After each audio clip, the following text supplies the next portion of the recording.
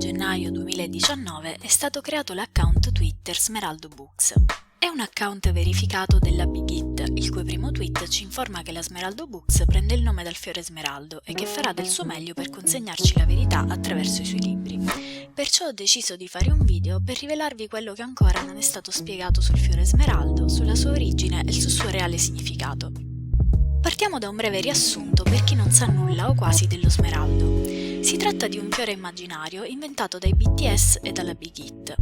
Tutto è iniziato con questo tweet di Jin del 9 agosto 2017. Gli ARMY hanno subito iniziato a cercare la parola smeraldo e sono stati trovati un blog su Naver chiamato Te Stesso e un sito web ad esso collegato, flowersmeraldo.com, che al momento risulta inesistente. Al sito e al blog erano associati anche un account Twitter e un account Instagram attualmente inattivo. Nonostante mancassero dichiarazioni ufficiali, troppi indizi confermavano il collegamento di questi siti account ai BTS e vari post contenevano spoiler sugli highlight reel che dovevano ancora essere rilasciati e sui successivi comeback, spoiler che poi si sono rivelati veritieri. Il creatore del blog è un fioraio che si chiama Te Stesso, che doveva aprire un negozio specializzato nella vendita di fiori smeraldo, il cui significato è "non potevo dire la verità". Il brano The Truth Untold, la verità non detta dei BTS, si riferisce infatti alla leggenda del fiore smeraldo e ci narra di un uomo molto brutto che nascondeva il suo volto dietro una maschera. Nel blog Te Stesso troviamo la versione completa di questa leggenda. Il racconto inizia con la domanda "pensate di essere belli?" e ricorda moltissimo storie come quelle del Gobbo di Notre Dame, il fantasma dell'opera o la Bella e la Bestia. Quest'uomo, che vive rinchiuso in un castello dell'Italia del XV-XVI secolo, non si è mai mostrato a nessuno per paura di restarne ferito. Un giorno una ragazza inizia a rubare fiori dal suo giardino per poi rivenderli.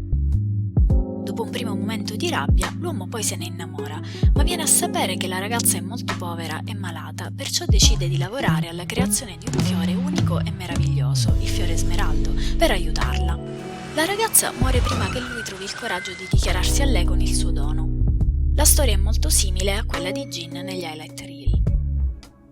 In questo articolo su Naver del 17 agosto 2017, la Big Hit ha dichiarato che gli highlight reel mostrano le storie dei 7 ragazzi con le loro personali ferite, che recitano un falso sé perché non riescono ad amare se stessi. Il falso sé è un concetto psicanalitico ideato dal pediatra e psicanalista Donald Winnicott. Si tratta di una falsa identità, una maschera appunto, che una persona si crea sin dall'infanzia perché è incapace di amare se stessa. Questa falsa identità è inconsapevolmente costruita in modo da farsi amare dalle persone a cui si tiene. Questo è il tema principale dell'album Love Yourself Dear. La leggenda del fiore smeraldo è ambientata in una fantomatica cittadina italiana, la città di Smeraldo, che a detta del fioraio stesso è l'unico luogo al mondo in cui questi fiori riescono a crescere. Nell'8º post troviamo la foto di questa cittadina e nell'ultima foto possiamo riconoscere la cattedrale di Santa Maria del Fiore di Firenze. Il nome del fiore fa riferimento alla città stessa. L'antico nome di Firenze era infatti Florenzia e fu così battezzata dai Romani perché la sua fondazione coincise con i Floralia, ossia le festività annuali in onore di Flora, la dea della fioritura. Lo stemma di Firenze è un giglio, fiore che è stato spesso utilizzato nei video dei BTS. Credo quindi che Firenze sia stata scelta proprio perché il suo nome e il suo stemma hanno a che fare con i fiori. Inoltre, il documento più antico che attesta l'esistenza dei tarocchi, anch'essi citati nelle storie del blog, menziona proprio la città di Firenze come luogo di produzione di queste carte. La città di Smeraldo in realtà è una città immaginaria descritta nel libro Il mago di Oz, che racconta le avventure che Dorothy affronta per raggiungere questa mitica città e poter ritornare a casa nel suo mondo. La storia è un'allegoria del viaggio che la protagonista compie alla ricerca di se stessa e in questo senso può essere paragonata al romanzo Demian di Herman Hesse, a cui è ispirato l'album dei BTS Wings, che racconta appunto il percorso del protagonista Emile Sinclair verso se stesso. Il libro di Hesse è basato sugli studi del fondatore della psicologia analitica Carl Gustav Jung.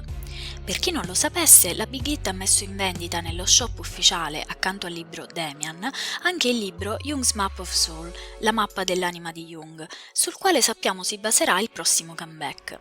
Di questo ho già parlato nel mio video precedente che vi consiglio di guardare. Il concetto di base su cui si fonda la psicologia analitica di Jung è proprio il viaggio interiore alla scoperta di se stessi, che viene chiamato processo di individuazione.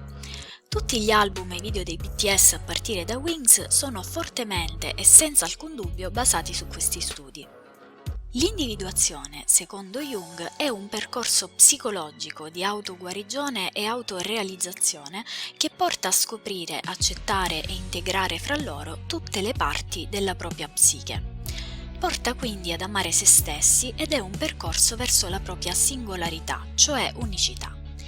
Nel brano Singularity, infatti, vi dà voce alle due parti di se stesso, il suo vero sé, che è metaforicamente intrappolato in un lago ghiacciato, e il suo falso sé, la sua maschera. Questa maschera corrisponde al falso sé di Winnicott, di cui vi ho parlato prima, mentre Jung la chiama persona, parola latina con cui erano chiamate le maschere indossate dagli attori. Secondo Jung, la maschera è una componente fondamentale della nostra psiche perché ci permette di relazionarci agli altri schermando i nostri impulsi ed emozioni istintivi. È una sorta di armatura di protezione psicologica. Il problema nasce dal fatto che praticamente tutti, chi più, chi meno, non siamo completamente consapevoli di questa falsa personalità, perché la recitiamo sin da quando eravamo bambini e finiamo con identificarci con essa, reprimendo e cancellando in questo modo le nostre emozioni reali. In altre parole, l'identificazione con la maschera ci impedisce di sviluppare e conoscere il nostro vero sé, e quindi di diventare individui maturi ed equilibrati. Il vero sé è il centro del proprio essere e Jung lo chiama semplicemente sé. Nel momento in cui si arriva a conoscerlo si sperimenta una sensazione di pace, libertà e unione cosmica che molti descrivono come un'esperienza spirituale.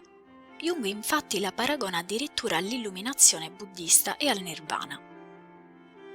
L'autore del Mago di Oz, Lyman Frank Baum, faceva parte della Società Teosofica, un'organizzazione esoterica il cui scopo era quello di estrapolare la saggezza comune di tutte le filosofie e religioni del mondo, allo scopo di cercare la verità. Gli insegnamenti della teosofia partono dalla convinzione che esista una scintilla divina all'interno di ogni persona, cioè quello che la psicologia chiama vero sé. La strada che porta a questa scintilla è chiamata dai teosofi il Sentiero d'Oro. Frank Baum, nel suo libro, fa percorrere a Dorothy proprio questo sentiero dorato, la famosa strada di mattoni gialli che porta alla città di Smeraldo. Si crede che Baum abbia preso in prestito il nome Smeraldo dalla cosiddetta Tavola di Smeraldo, un testo ermetico molto antico che si ritiene contenere le verità e i segreti del mondo e che fu ampiamente studiato dai teosofi. Allo stesso modo, la città di Smeraldo rappresenta il luogo più profondo della psiche dove si cela il vero sé. Quello che vi sto dicendo non è frutto di mie supposizioni. I BTS e la Big Hit conoscono la Tavola di Smeraldo e ve ne parlerò meglio nel prossimo video. Vi basterà sapere che il tatalfabeto è ispirato all'alfabeto usato in questa tavola, che viene citata anche nel libro che Yoongi ci ha suggerito di leggere, L'alchimista di Paulo Coelho. Inoltre, Jung ne ha parlato in uno dei suoi libri, insieme alla figura di Abraxas, che i BTS hanno inserito negli short film dell'album Wings. Tutto questo per spiegarvi che il fiore smeraldo è il simbolo che i BTS usano per riferirsi al vero sé, e per questo il suo significato è la verità non detta, è la verità su noi stessi che si cela dietro la nostra maschera. A questo punto diventa chiaro perché il fioraio da cui è possibile ottenere il fiore smeraldo è stato chiamato te stesso. Logicamente puoi trovare il tuo vero sé solo dentro te stesso. Questo è anche il messaggio della storia del Mago di Oz. Quando Dorothy e i suoi compagni di viaggio, cioè l'uomo di latta che desiderava un cuore, il leone codardo che desiderava il coraggio e lo spaventapasseri che desiderava un cervello, raggiungono la città di Smeraldo, scoprono che in realtà avevano sempre posseduto ciò che stavano cercando. Amare se stessi significa proprio questo, realizzare che noi siamo già chi vogliamo essere, che tutto quello che cerchiamo è già dentro di noi e dobbiamo solo tirarlo fuori. 마음속에 은하수 하나씩을 가지고 있다고 생각을 합니다. 근데 정말 죽을 때까지 그 은하수를 발견을 못하고 죽는 사람이 많아요. 그 사람이 어떻게 살건 어떻게 죽었건 그 은하수를 찾았으면 하는 바람에서 저희가 어떤 건네드리는 그 이야기예요. 자신의 마음에 피어있는 화학연화를 찾고 은하수를 찾고 위로를 많이 받으셨으면 하는 바람이 있습니다. 사랑합니다.